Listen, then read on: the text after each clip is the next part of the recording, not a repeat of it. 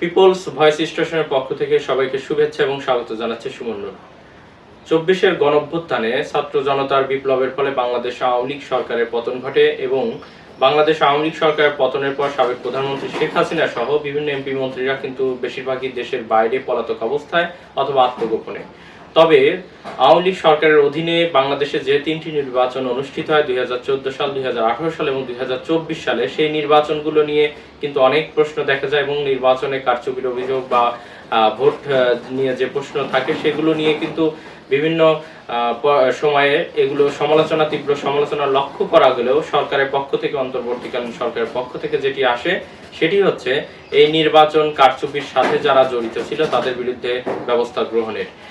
কিন্তু সরকারের পক্ষ থেকে এটি বলা হলেও কার্যকর কোনো পদক্ষেপ ওইভাবে লক্ষ্য করা যায়নি। এই প্রথমবারের মতো 22শে জুন রোববার অর্থাৎ গতকাল বিএনপির পক্ষ থেকে 5 সদস্যের একটি দল, যেখানে নেতৃত্ব দিয়েছেন বিএনপির স্থায়ী কমিটির সদস্য সালাউদ্দিন আহমেদের নেতৃত্বে 5 সদস্যের একটি প্রতিনিধি দল বাংলাদেশের বিগত 3টি নির্বাচনের সাথে যারা জড়িত ছিলেন, সাবেক প্রধানমন্ত্রী শেখ হাসিনা এবং সাবেক স্বরাষ্ট্রমন্ত্রী আসাদুজ্জামান খান কামাল সহ নির্বাচনের সাবেক 3 জন প্রধান নির্বাচন কমিশনার বা সিইসি সহ অন্যান্য যে কমিশনার বৃন্দ ছিলেন তাদের সহ সর্বমোট 24 জনের বিরুদ্ধে একটি অভিযোগপত্র দাখিল করেন এবং বিএনপির রবিবার সকালে এই অভিযোগ দাখিলের পরেই রবিবার সন্ধ্যার দিকে 2018 সালের নির্বাচন, যেটি সবচেয়ে বিতর্কিত নির্বাচন বলা হয়ে থাকে এবং যাকে রাতের ভোট বলা হয়ে থাকে বা যাকে রাতের ভোটের নির্বাচন কমিশনার আখ্যা দেওয়া হয়ে থাকে, সেই একেএম নাজমুল হুদাকে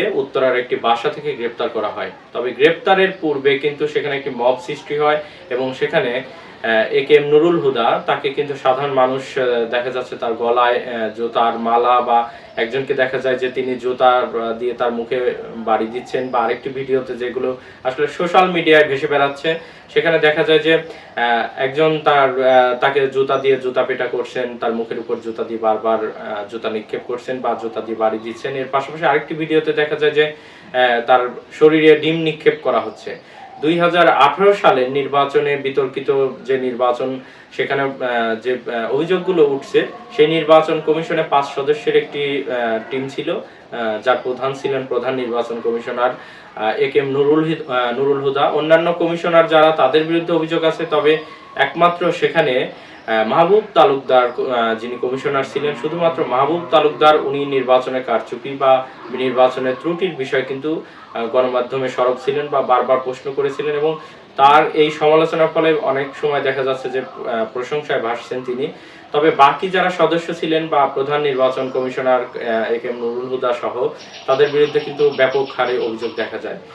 একেএম নুরুল হুদা, যিনি 2017 সালের 15ই ফেব্রুয়ারি দায়িত্ব গ্রহণ করেন, তিনি একজন সাবেক আমলা ছিলেন, সাবেক সচিব ছিলেন। তো তিনি 15ই ফেব্রুয়ারি 2017 সালে দায়িত্ব গ্রহণের পর 2018 সালের নির্বাচন পরিচালনা করেন। নুরুল হুদা কমিশনার অধীনে যে নির্বাচনটি হয়, সেই নির্বাচনটিতে যে বিষয়গুলো সবচেয়ে বেশি প্রতিক্রিয়া লক্ষ্য করা যায় সেটি হচ্ছে 2014 সালে বাংলাদেশে যখন আওয়ামী লীগের অধীন প্রথম নির্বাচন অনুষ্ঠিত হয়।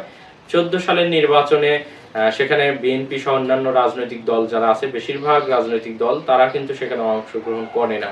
2014 সালের নির্বাচনে অনেকটাই ডামি বা ডামি প্রার্থী দিয়ে নির্বাচনের যে অভিযোগ বাংলাদেশে উঠে, সেভাবে নির্বাচন অনুষ্ঠিত হয়। কিন্তু পরবর্তীতে যখন 2018 সালের নির্বাচন বাংলাদেশে অনুষ্ঠিত হয়, তখন অনেক রাজনৈতিক দল তারা কিন্তু ভেবেছিল যে নির্বাচনটি অনেকটাই স্বচ্ছ বা গ্রহণযোগ্য হবে। সেই আশা থেকেই বিএনপি জাতীয় ঐক্য ফ্রন্ট নামে একটি রাজনৈতিক বলয়ের মাধ্যমে বা সেখানেই কিন্তু ঐক্য ফ্রন্টের মাধ্যম দিয়ে নির্বাচনে অংশগ্রহণ করে এবং ধানের শীষ প্রতীক নিয়ে নির্বাচনে অংশগ্রহণ করলেও অন্যান্য রাজনৈতিক দলও সেখানে অংশগ্রহণ করে। তবে 2018 সালের যে নির্বাচনে অন্যান্য রাজনৈতিক দল যারা স্বচ্ছ অবাধ নির্বাচনের প্রত্যাশা অংশগ্রহণ করেছিলেন, কিন্তু সেখানে ব্যাপক কারচুপি লক্ষ্য করা যায়। কারচুপির মধ্যে যেটি হয় সেটি হচ্ছে 300 আসনের মধ্যে 299টি আসনে নির্বাচনে প্রতিদ্বন্দ্বিতা হয়। তবে যেটি হয়, সেই সময় তৎকালীন যারা উপজেলা চেয়ারম্যান ছিলেন, উপজেলা চেয়ারম্যান বিন্দু কিন্তু তারা তাদের জায়গা থেকে পদত্যাগ করে নির্বাচনে প্রতিদ্বন্দ্বিতা করেন, বিএনপির যেসব উপজেলা চেয়ারম্যান বা নেতৃবৃন্দ ছিলেন। কিন্তু তৎকালীন নুরুল হুদা কমিশন, তাদের পক্ষ থেকে যেটি বলা হয় যে উপজেলা চেয়ারম্যানদের পদত্যাগপত্র গ্রহণ করা হয়নি। এ মর্মে কিন্তু অনেক উপজেলা চেয়ারম্যানের তারা নির্বাচনে প্রতিদ্বন্দ্বিতা করতে পারেননি। যদিও এই বিষয়টি পুরোপুরি কিন্তু একটি হাস্যকর বিষয় হিসেবে উপস্থাপিত হয়ে থাকে। এরপর 299টি যে আসনে নির্বাচন অনুষ্ঠিত হয়, এর মধ্যে প্রায় 23টি আসনে যে বিএনপির যে প্রার্থী ছিলেন ধানের শীষ প্রতীক নিয়ে, তাদের কিন্তু প্রার্থিতা বাতিল করা হয়। এরপর প্রায় 22 জন প্রার্থী তাদের হামলা মামলা বা তাদের উপর বিভিন্ন গুলিবর্ষণের ঘটনাও ঘটে। এরপরে দেখা যায় যে অনেক প্রার্থী তাদেরকে তাদের বাড়ি যেগুলো ঘেরাও করে রাখা হয়েছে, এই বিষয়গুলো কিন্তু বিভিন্ন টিভি পত্রিকায় আসতে থাকে। তবে সবচেয়ে যে বিষয়টি আলোচিত হয় সেটি হচ্ছে 30শে ডিসেম্বর বাংলাদেশে একাদশ জাতীয় সংসদ নির্বাচন অনুষ্ঠিত হয় 2018 সালে।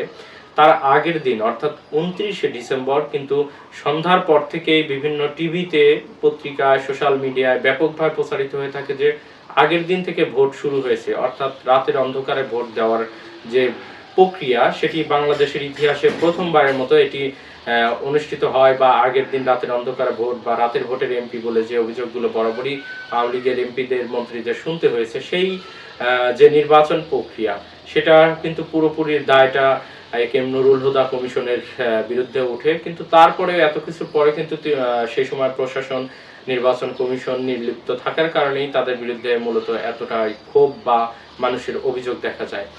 30শে ডিসেম্বর যখন নির্বাচনী ফলাফল সন্ধ্যা পর থেকে আসতে থাকে, বা সেখানে দেখা যায় যে 299টি আসনের মধ্যে এককভাবে 288টি আসনে আওয়ামী লীগ জয়লাভ করে নৌকা প্রতীক নিয়ে, এবং তার যে দলগুলো আছে ঐক্যজোটের মহাজোটের যে প্রার্থীরা আছেন তারা কিন্তু 288টি আসনে জয়লাভ করে।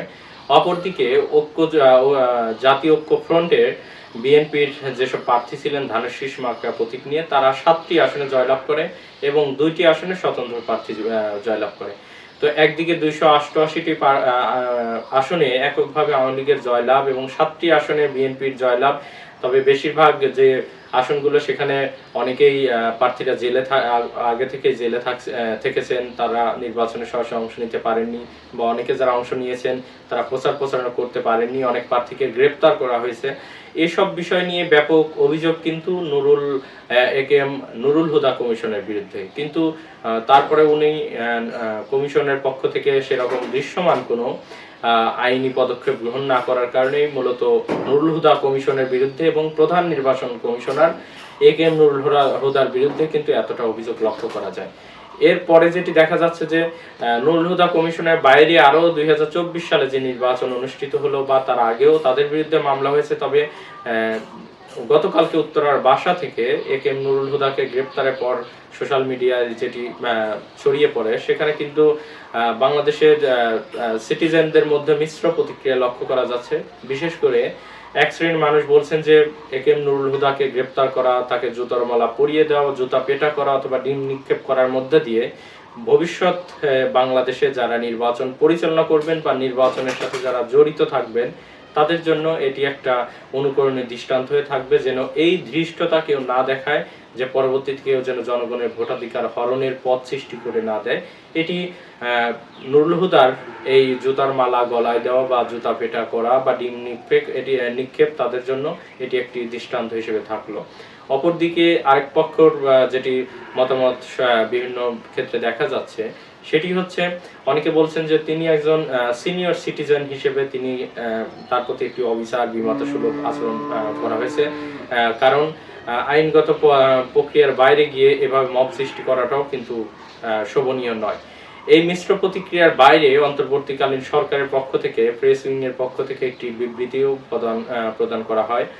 সেখানে বলা হয় যে নুরুল হুদাকে গ্রেপ্তার করা এবং মব সৃষ্টি করে সেখানে বিশৃঙ্খলা করা বা তার উপর তাকে শারীরিকভাবে লাঞ্ছনা করার বিষয়টি সরকারের দৃষ্টিগোচর হয়েছে। এই বিষয়ে যারা মব সৃষ্টি করেছে, তাকে নুরুল হুদাকে শারীরিকভাবে লাঞ্ছিত করেছে, তাদের বিরুদ্ধে ব্যবস্থা নেওয়া হবে এবং দেশের সকলকে সরকারের পক্ষ থেকে আইনের প্রতি শ্রদ্ধাশীল থাকা এবং শালীনতা বজায় রাখার বিষয়ে আহ্বান করা হয়। এবং সরকারের পক্ষ থেকে যেটি বলা হয়, যে বিষয়গুলো আইন আদালতের বিষয় আছে সেই বিচারাধীন বিষয়গুলোতে বাংলাদেশের মানুষকে হস্তক্ষেপ না করা এবং আইনের প্রতি শ্রদ্ধাশীল থাকারও কিন্তু আহ্বান করা হয়।